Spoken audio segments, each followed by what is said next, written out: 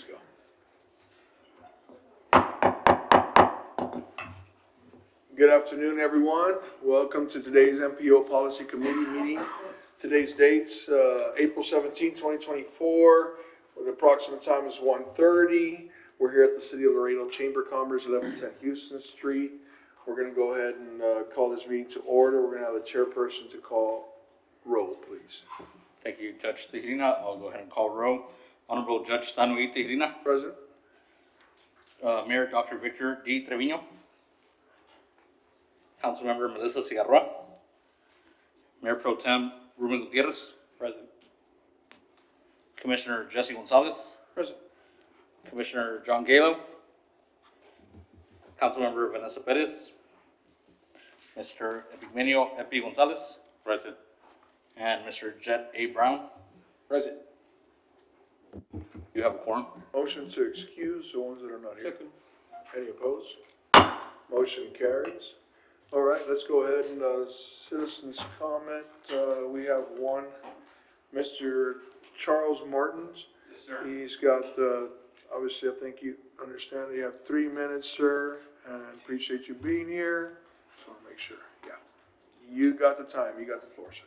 Yes, sir. I'm here to talk briefly about our traffic issues here in Laredo, Texas, and I want to present areas where we've neglected our traffic. And I'm going to start with East Man Road. We have eight ways to get to East Man Road within 2 blocks. We have the east-west, eastbound, westbound. We have Northgate Lane. We have a bank. We have a Goodwill. We have a Northgate Business. We have South Auto Street, and we have another unnamed strip center. There's 8 ways within 2 blocks. And this is at the intersection of East Man Road and Highway 35. I want to move with what we have to work with, but the traffic going towards 35 in this area is dangerous because of all of the activity and the places we can turn and access. As we developed back when, we've got to learn how to work with what we've got. But the reason I bring this up is I'm concerned that as we plan and we build things, we're not including traffic.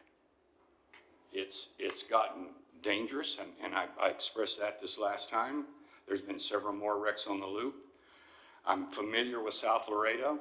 I can definitely point to some intersections, Mr. Gonzalez, that you also have the same issues. As we developed, our streets are narrow, and I'm going to bring up one more. I'm going to bring up the most dangerous intersection we have, which is Delmar McPherson. We have a fire station, a church, a school, a bus depot for schools, and several businesses and a couple of streets within another 2-block area. So our citizens are going in and out of their daily lives at this particular intersection, and say I'm leaving Chipotle, and I want to go east or west on Del Mar. I've got to cross 2 lanes and a turn lane, and this is where these accidents are happening. And what my suggestion is we got in a formula here a couple of years back where we synchronized all the traffic lights to 180 seconds. And I understand that is a state, not policy, but a guideline.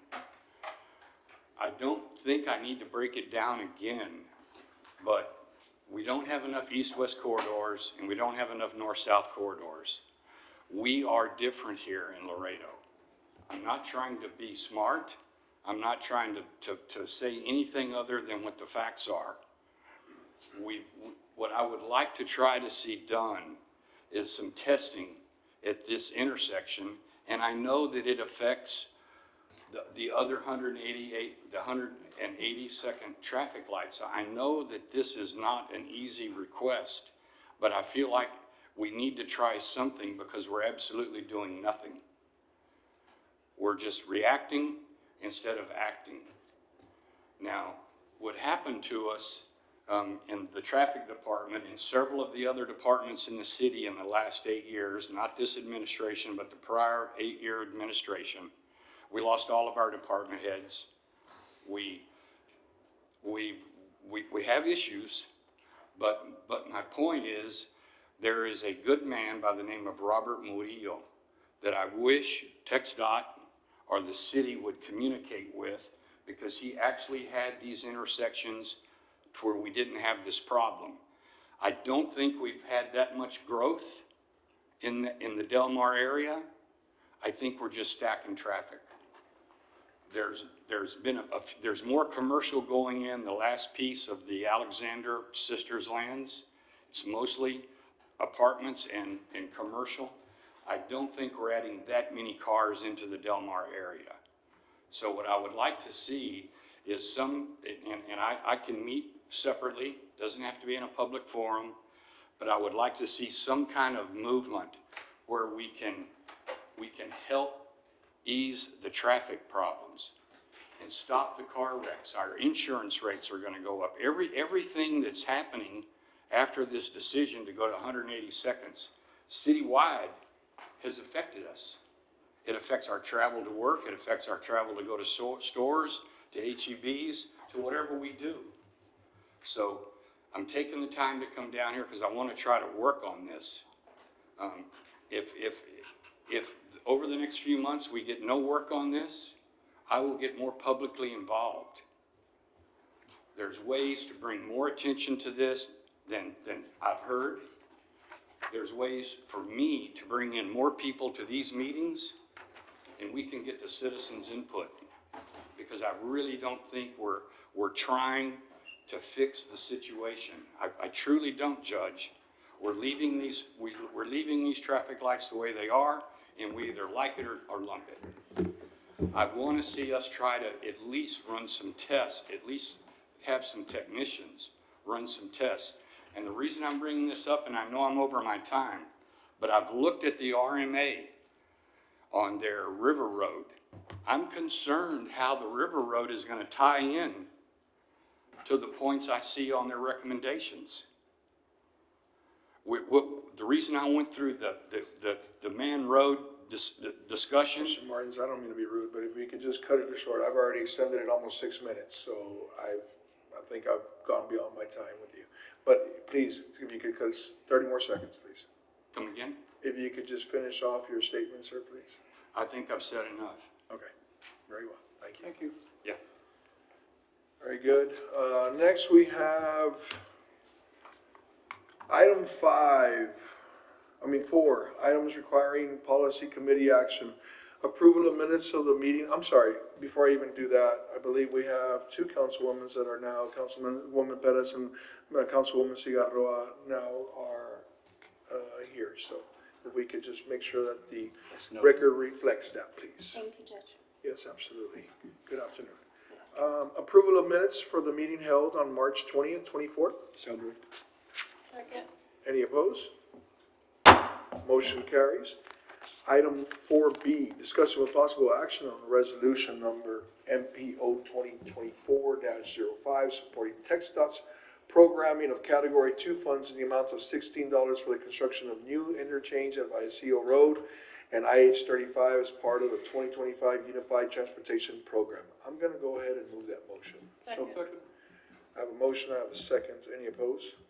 Any questions or comments? Nothing. Yes, If I may, please.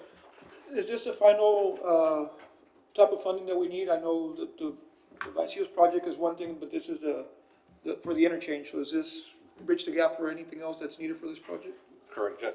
If I may, this is the beginning of the funding that's needed for the interchange. For the interchange. Yeah, I know maybe the RMA can answer more questions about the funding that's needed, but this will allow to program initially $16 million of Category 2 funds through the UTP.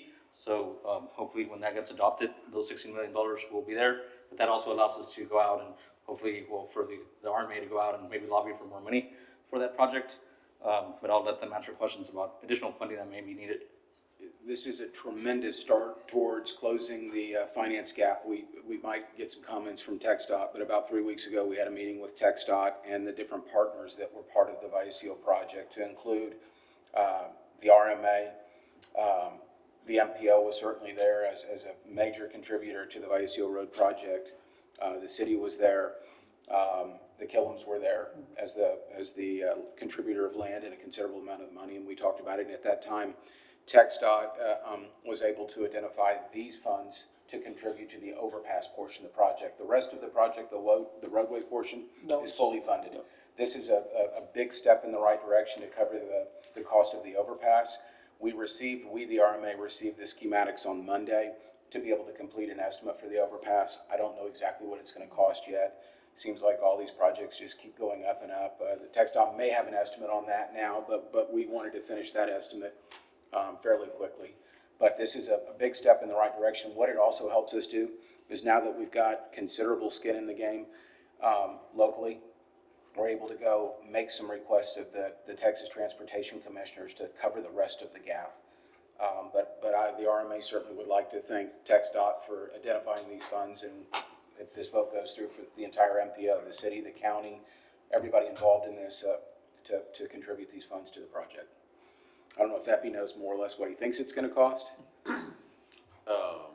Well, I wish I knew. I wish I had that information, but based on that meeting that we had several weeks ago, I mean, there's still, some questions. So we're going to be working. We're going to be looking at that schematic and coming up with an estimate for that overpass. But all I can tell you right now, it is going to cost more than $16 million. That's for sure.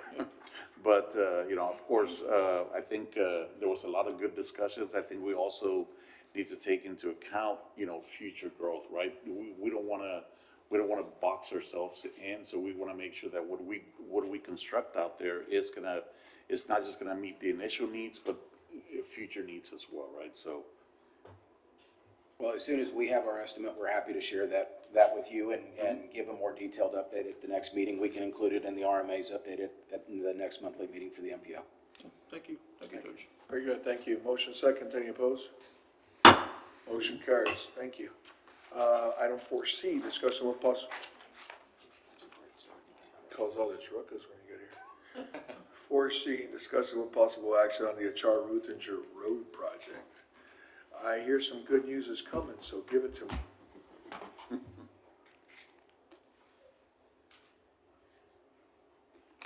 Mr. Chavez. Yes, sir.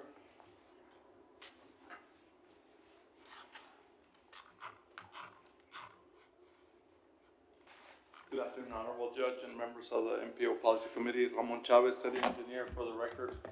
This is the latest status report for State Highway 84, or also known as the Achar Ruthinger. So I'm pleased to inform the Commission that parcels 1, 2, 5, 6, and 9 are now in possession of the City of Laredo. So we own 100% of those parcels. Hold on, I'd like to just give you a little golf clap, I think it's important. That accounts for 476.75 acres, or 99.4% of the entire roadway acquisition. Our staff will continue to work on the remaining 0.6%, or 2.7 acres that you see highlighted there. 2 of those parcels, 3 and 4, are pending, and 7 and 8, we are expecting to close on those on Friday. So that'll be even less of that right away that we need. On April the 2nd, the City Council passed a resolution authorizing the City Manager to execute an advance funding agreement for this project, which has an estimated amount of $210 million, with a federal participation of $126 million and a state participation of $49.2 million, and the local estimated amount is $35.7. That AFA was executed on April the 3rd. Now, some next steps. We will be providing TxDOT closing documents related to parcel 7 and 8, hopefully later this week. Also, we will be providing TxDOT a right of entry document for potential contractors that will bid on this project. They're already, as I understand, this is already advertising, and so contractors are asking for access into the future state highway right-of-way, and that's the City of Laredo-owned parcels. We will continue working with TxDOT on the utility adjustment certification, and again, I'm happy to state that TxDOT letting schedule is May 2024. So you're saying that's in 2 weeks, Uh, 3 weeks, max? Judge, 3 weeks. So. During May. During. It will let in May. As a matter of fact, right before the meeting, you know, we got the approval on that construction management plan that we have been working on. So again, that was, hard, you know, because of obviously the right of way that was acquired by the city, you know, I guess the latter part of April or actually March, sorry. So, you know, we're set for a May letting, so. So in 2020, Congratulations. so in 2015, yeah, absolutely. So in 2015, 2016, 2017, 2018, 2019, 2020, I kept hearing this day was coming. We made it happen. 6 months and 4 months and 3 months and next week. Mr. Chavez, City of Laredo, thank you all for doing what y'all are doing. And we might just have to, it's like buying a new ship, you have to break the bottle, right? And we might just have to do that too for this one, so let's just do it, right? Judge, if I may, before we close, I would just like to recognize our real estate division department who worked very hard on this, our city attorney's office, TxDOT for guiding us through this process as well, and all the developers that we work with. Very good, I appreciate you very much. Thank you. Congratulations. Thank you. Congratulations to all. Very good, thank you, Mr. Chavez, for that great news. You're welcome to come anytime up, you know. 4D, discussing with possible action on rescheduling the June 19, 2024 Policy Committee meeting to June 20th, 24 due to the Juneteenth holiday. What is Juneteenth? Judge. Josh? Yeah, that celebrates, I think, you know, the. Emancipation. Emancipation, right? Of course, Slavery. that's why I just And asked. actually has roots here in Texas. Absolutely. Galveston. So moved. Second. Any opposed? Motion carries. Thank you. MPO Policy Committee, item 5, reports and presentations, no action required. Status report by the RMA. There is a 2-page update in your packet that y'all are welcome to read through. If you ever have any questions, please feel free to ask. I would like to point out that this was passed out, a sheet that's in front of you. Next Tuesday, there's going to be essentially an open house informational session at the Joe Guerra Laredo Public Library from 4 to 7 that the general public's welcome to attend to get information and share information to keep moving the Safe Streets for All project along, which is also known as Vision Zero. So, any questions? I'm be happy Any to questions, colleagues, for the RMA? Judge, I had a question. Please, It's about kind of see how we can work it together. The connection for Concord Hills to the sports complex, which is the Wormser Road realignment project that we did through the county as well.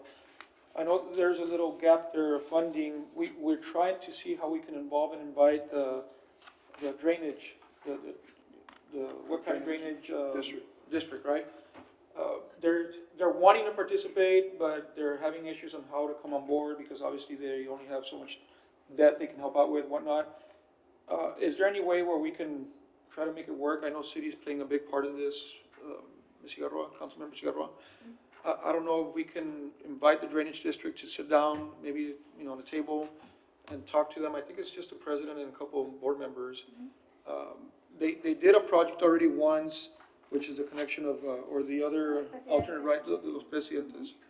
I think they worked it together with the city. I have no idea how they did it, but I think through a financing option with the city. They like the opportunity to try to do that again. I don't represent or work for the city. Is that a possibility that maybe we can?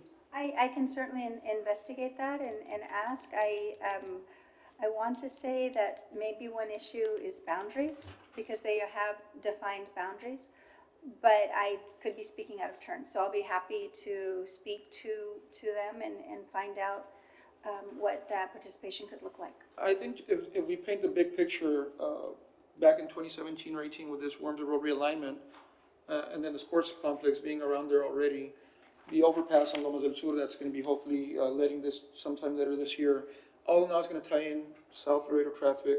Yes. Yes. and funneled out through and from Highway 359. And I think that's the big picture that they need to realize. Better And mobility in the it's south. gonna be a big project for that part of, both parts of town, so. Yes, and Judge?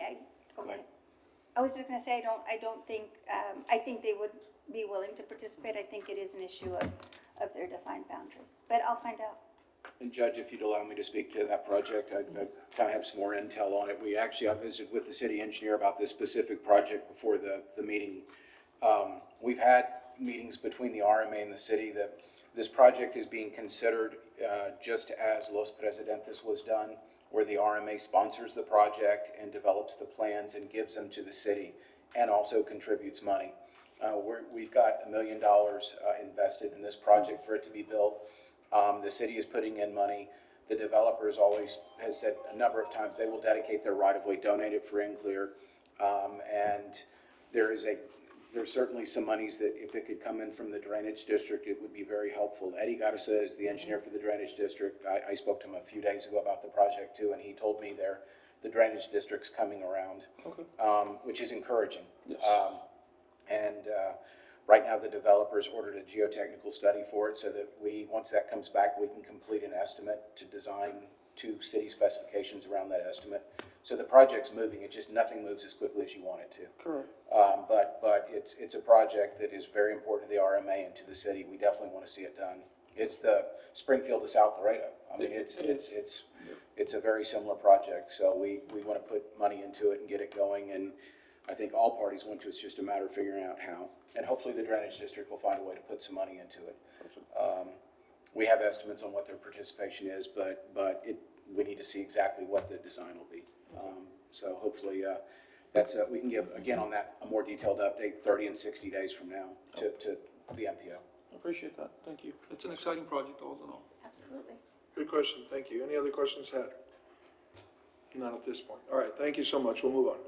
Item 6, director's comments. Item A is 2025 through 2050 Metropolitan Transportation Planning MTP update. Yes, sir. Yes, I have the director's report in your packet. I just wanted to give an update on the Metropolitan Transportation Plan that's underway. Our consultants met with the technical committee on April 4th to discuss the goals and objectives of the Metropolitan Transportation Plan. They identified some transportation needs in our area.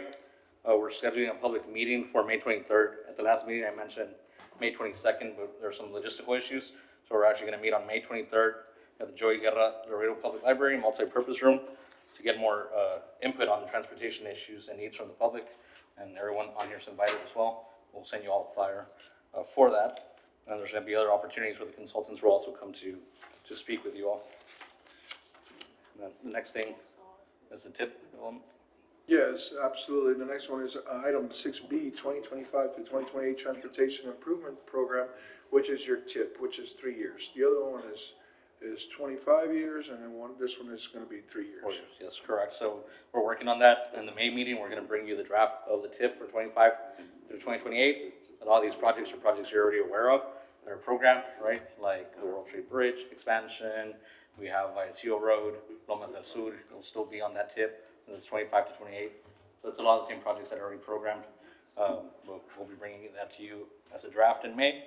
And hopefully by June, we'll have the final approval for that to submit it to the state. And then I just wanted to mention the next upcoming meetings. So I do have a follow-up meeting with Mr. Edward Garza of Crane Engineering. It was going to be scheduled for this April 19th. He needs to reschedule that. I'm also working with Marion Castillo from Economic Development because I know they're working on the TRC in that area as well, just to strategize some of the next steps to continue seeking solutions for the congestion issues at Unitech. I know Councilmember Bettis, I know you had asked if we can be bringing that back, I think every 60 days. I mentioned to the judge we're still working on this, so I didn't really have too much of an update other than that. So we agreed just to put it in my report for now.